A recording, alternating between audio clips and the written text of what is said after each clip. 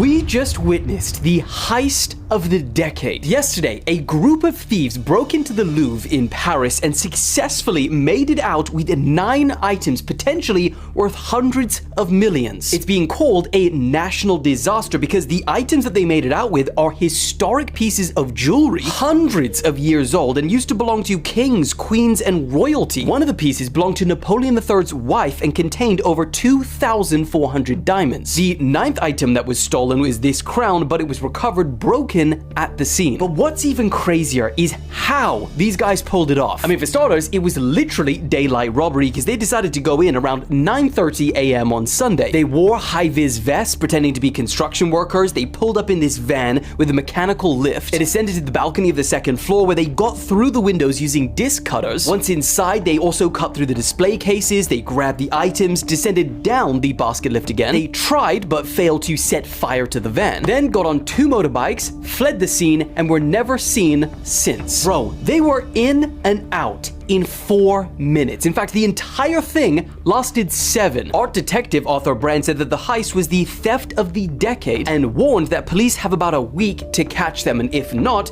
the loot will probably be gone.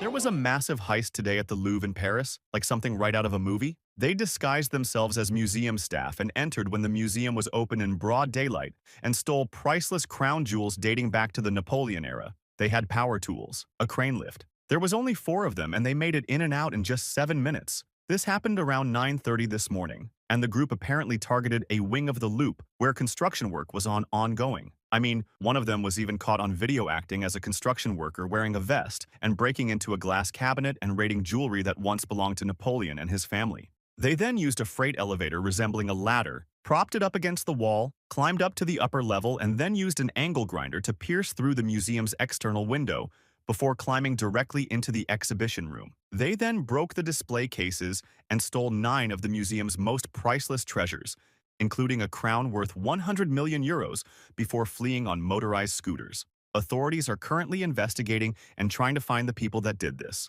But let me know what you guys think. And as always, I'll keep you guys updated.